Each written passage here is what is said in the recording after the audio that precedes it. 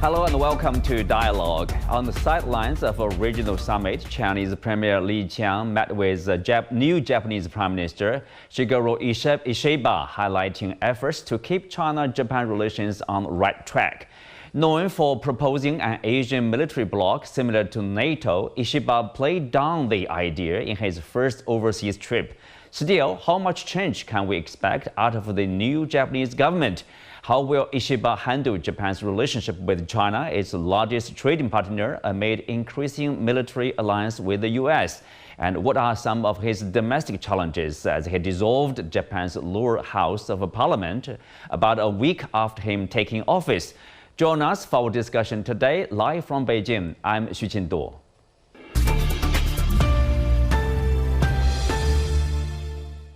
Joining me today are Rong Ying, Senior Research Fellow at the China Institute of International Studies, Benoit Hardy-Chartrand, Faculty Lecturer at the Temple University of Japan, and Peter Kuznick, Professor of History at American University. Welcome to the show. So Benoit, I will start with you. Tell us, like Ishiba, how do people in Japan, how does the public see him? Well, so far, the perception from the public, if we look at the first polls, have been relatively good. But that's what we expect when you have a new leader. There's always a period of a kind of honeymoon phase after there's a new leader in power. So I would say that the perceptions or the general public's perception, including in the LDP, have been quite favorable. And in fact, Ishiba, Prime Minister Ishiba, has, or he can credit his victory in large part because of the support that he got from the base of the LDP as opposed to the lawmakers in the party. So how long will this last? Obviously, we'll know at the end of the month with this election, but so far it seems to be a relatively good start for the new prime minister. Well, Rong Ying, of course, Ishiba was like the defense minister, or he's a political veteran, let's say, in different posts. Probably twice as defense ministers, so security affairs, and also rural affairs. People say his, the area he was very familiar with. How do you see him? How is he different, let's say, from his predecessor Kishida or other prime ministers before him? Yeah, it is true. I think Prime Minister Ishiba, it seems is different from the conventional or traditional Japanese politicians, in the sense that he has his own ideas on the relationship, foreign relations, the United States in particular, certainly the Asian NATO sort of idea. So far has not been gone too far, but that's a different story. And also, I think regard his sort of a relationship with the old guard in LDP, seems that there are some stories, if I can say, behind that. Most importantly, I think his sort of a winning of the elections is largely because of the two previous Prime Minister Fumio Kishida in particular. So I think we are still wait and see how different, how unconventional Prime Minister Kishida is going to be, and how that characteristics are going to last, or what would it mean politically for him, for his administration. Last but not least, I think his the relationship or the beginning of the diplomacy, with China in particular, seems quite good. We have certainly, I think, first meeting, even though it took place at the sidelines of at the Asian, ASEAN summits. But the leading to that meeting, as we have seen, give some reasons that the relationship between China and Japan has already have a quite positive and constructive beginning. We'll wait and see how that will be carried forward. And related to that, of course, the news came that Prime Minister Ishiba has announced that he is not going to visit the Ukrainian shrine, or or pay whatever, sort of tribute like Yeah. that. That may, to some extent, reduce another irritant, a long-standing irritant between China and Japan. So we will see. We are hopeful, and we will see how far it will be going. We have reasons to be a bit optimistic. But related to that, of course, kind of like foreign affairs or security relations, Peter, of course, he is also the politician with the idea of Asian NATO. So of course, in one piece he wrote before taking office, of course, he talked about also bringing nuclear weapons to Japan from the U.S. So of course, on his first trip to the regional summit of ASEAN, he didn't mention that. And how do you make of that? I think he's come up with some very provocative ideas that are very worrying to Beijing and worrying to me. It's very hard to know exactly what he believes, because he's one of these politicians who will say one thing one day and the opposite the next day. So he says he wants closer, friendlier relations with China, but he also says that Ukraine today is Asia tomorrow. Yes. He says that what Russia did in Ukraine, China is likely to do in Taiwan unless we strengthen regional security arrangements. And he praises AUKUS, he praises the Quad, he praises the bilateral relations with the Philippines and with South Korea. And he said some very provocative things about creating an Asian NATO. And also, as you mentioned, about Japan getting access to nuclear weapons. Now we know that situation also exists in South Korea. The polling in South Korea shows that between 60 and 70% of the population wants South Korea to develop its own nuclear weapons. So we don't know which side he's going to come out on. We know that he did back off some of these ideas because he got so much pushback, both within Japan and China, of course, but also from India, also from Indonesia, other ASEAN countries. They don't want to be tied into this kind of NATO arrangement in Asia. So the book is out on Ishiba, and there are some positive signs and some very worrisome signs.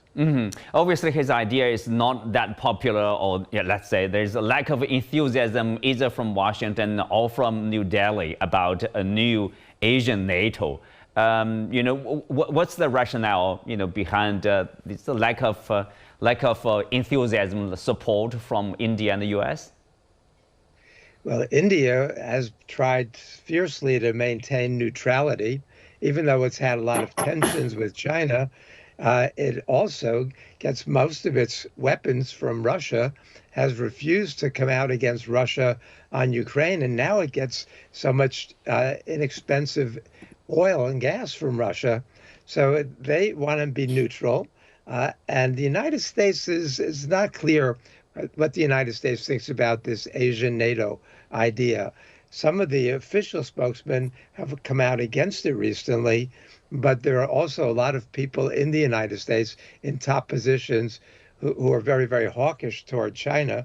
There's this idea that they have to get Ukraine out of the way because the real focus they want is China, and that Ukraine and now the Middle East have been distractions. For example, a report from RAND, avoiding a prolonged war means don't stay bogged down in Ukraine, because the real priority is containing and stopping China. So this idea that China is the pacing threat has been prevalent. It goes back to the Obama-Clinton administration, then also, especially during the Trump administration, then Biden has doubled down on that. Many of us hoped that Biden would back off that idea and look for a friendlier relationship with China, but that hasn't happened either. So the future remains to be determined. Remains to be seen. Benoit, I think partly explaining why probably the absence of such an idea in the regional summit of ASEAN plus 3, China, South Korea, Japan. Ishiba mentioned that, this is the idea, like it's not mature enough, it's not being debated inside the party yet. So how does the public see that idea of like a new military bloc in Asia? Yeah, that's a very good question. Well, there's no direct polling on how they view the idea of an Asian NATO, at least not that I'm aware of. But one thing we have seen for sure over the last few years, and we see that in survey after survey, is that the Japanese public has been perhaps surprisingly increasingly in favor of Japan playing a greater role in the region. I'll give you just one example. In 2022, in December, the Prime Minister at that time, Kishida, released 3 new security documents that detailed the plans of Japan to increase its military spending all the way to 2% until 2027.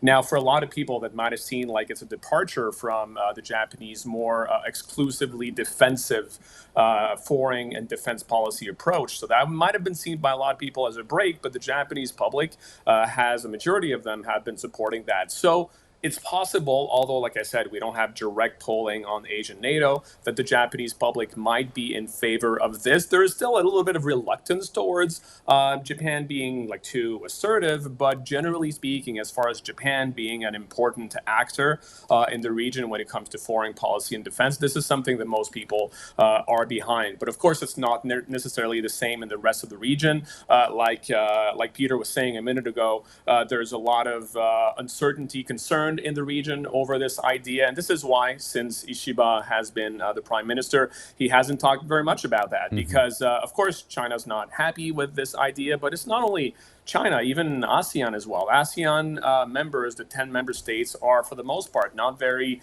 keen for the presence of such an organization in the region. So I think we're unlikely to continue to hear that very much from Prime Minister Ishiba in the coming future. Well, Rong Ying, of course, as Benoit mentioned, in Indonesia, for example, the largest member of ASEAN countries, basically there's a piece in the largest newspaper, Jakarta Post, the English news. There's an opinion piece, editorial actually, using strong words, warning Ishiba against mentioning such an idea at the regional summit, and basically warning him like, don't come and seek for self-humiliation. So can we say, how representative is Indonesia in terms of opposing such an idea of having a NATO-like military alliance organization in this region? We know NATO expansion in Europe led to war, right, in Ukraine, which is ongoing. Well, I think so far as we just have an idea, we don't have much details. And most importantly, I think Prime Minister Ishiba now knows very well, I think even before he made that statement at the debate, that China certainly has been very much consistent against this sort of bloc politics and dividing the regions into different camps and the Cold War mentality, whatever it's called.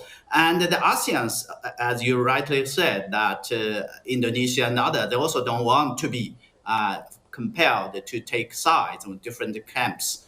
And India, understandably, that they are not ready against their strategic traditions and so on and so forth. What intrigues me and other analysts is that the position of U.S. Interestingly, I think they are using the argument against this idea by, the same argument against this idea. I think we'll have to wait and see how that would be play out. My suspicion is that because Prime Minister Ishiba, the idea to have an Asian NATO is meant to, to pursue an equal status, equal treatment between Japan with the United States. That's why you came up more, I mean, further went further by saying that ideas like first, like the joint sort of management of the bases, and also the change or the revision of the rules of U.S. Forces, I mean, status agreement, and so on and so forth. So Ishiba, by advocating a kind of Asian NATO, which I don't think should be a problem for the United States, is asking more. And that's why I think the U.S. Sort of officials and also I think the official petitions and also the strategic and a lot of them, they are not happy about that. They came up even openly against that. So the cold reception, the cold shoulder Prime Minister Ishiba receiving tells a lot about that. We will see. But in general, I think China made it very clear this is not, again, a good idea. And this is not the right way. There are right ways, as we have seen at the ongoing summits of ASEAN.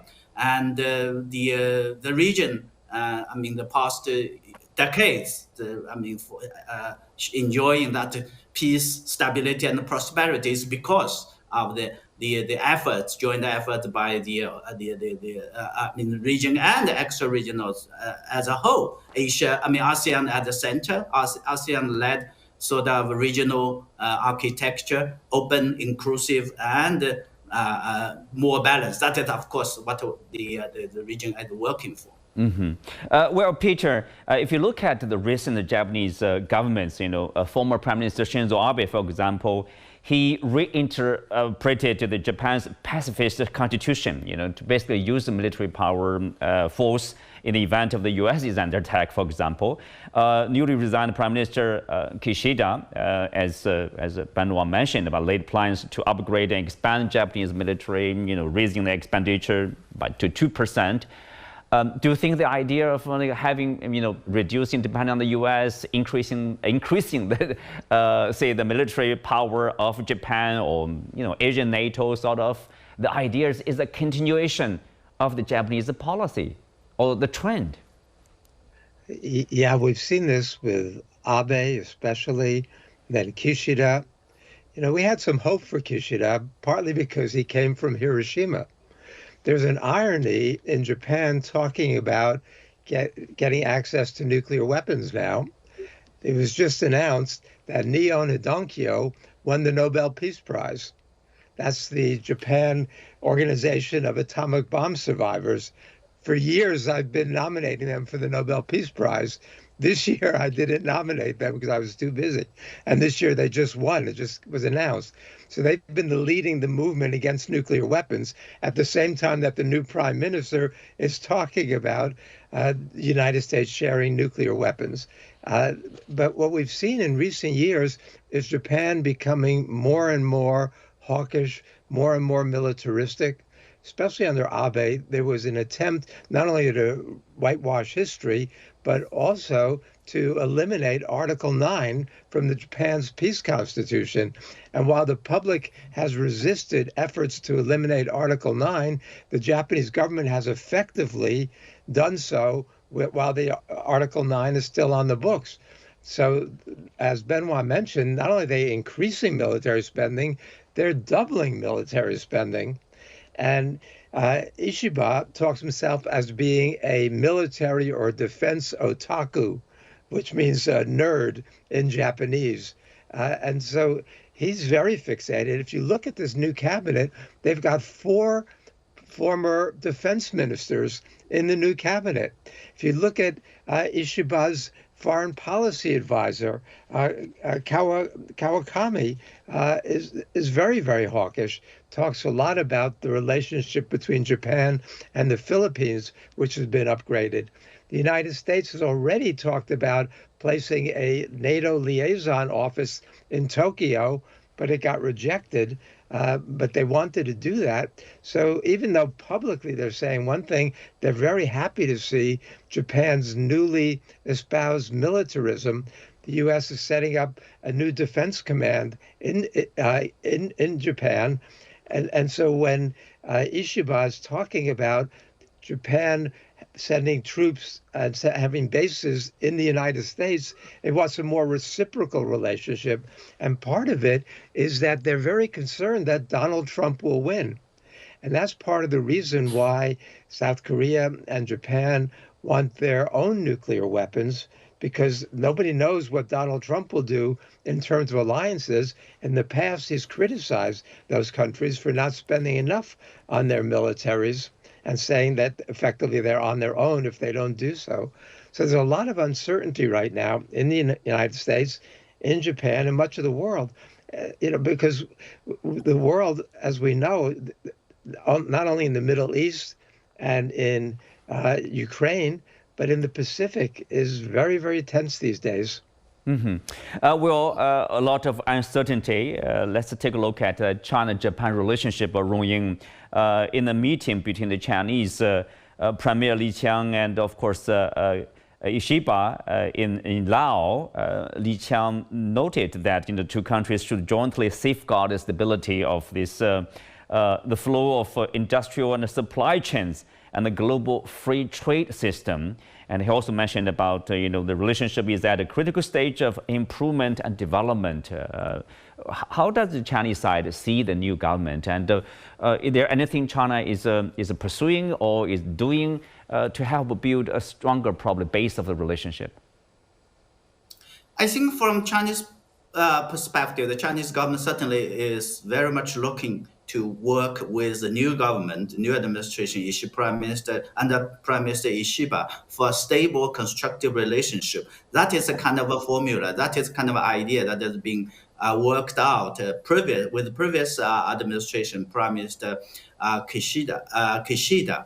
And the speech, I think, as far as the signal that, and the messages that we have, China has received, that Prime Minister Ishiba wanted to continue. So that to be welcomed. Secondly, I think Prime Minister Ishiba also during the meeting at 5C that is ready to keep communication, to strengthen communication at various levels. And that is, of course, very much important. And related to that is, of course, is the two sides has agreed to explore new areas, continued, traditional areas, but also new areas for practical cooperation.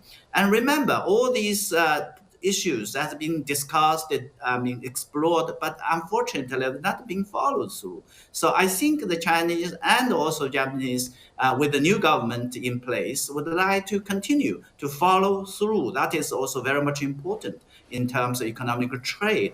Last but not least, is very much related to the regional and global sort of issues. That is, of course, all have to be played out despite the as there are more uncertainties. And all in all, this year, 2024, marks the 10th anniversary of the two Chinese and Japanese reaching we call the 4-point consensus in the wake of a difficult, dangerous sort of period in the beginning of 2010. And that is something I think China is looking for, in the hope that despite the change of government, new government, and that the relationship will be stable, will be working towards a stable, constructive relationship. That is something I think China is looking for. Yeah. Can we characterize the Chinese attitudes as, pretty optimistic about this new government, about the bilateral relationship? Well, I think we're hopeful. There are some hopes that the relationship would, given the continuities, the signs of continuities that Prime Minister Ishiba has, demonstrated, and also I think their messages have been sending out, and I think China would like to the relationship to be on the right track of stability. And this has to be followed through with the new formula. Actually, it's a formula reached between President Xi and Prime Minister Kishida in, I think, 2 years ago. And the vision of a relationship of mutually strategic interest, which was reiterated, which was reached, by the way, during the several years ago when during the Abe administration. So this is, I think, the general principle, the expectations that the change of government will not change this formula, these principles, which I think from Chinese perspective are very important. Of course, there are other issues. We have not talked about Taiwan. We're not talking about, certainly not, at least from Chinese perspective, about the defense posture, the changing defense posture of Japan, the new administration. Yeah, among the challenges, obviously, between the bilateral relationship. Now, let's take a look at this domestic challenges or the priorities of the Prime Minister. So Benoit, obviously, the lower house of this parliament was dissolved about a week after him taking office. So what's the consideration?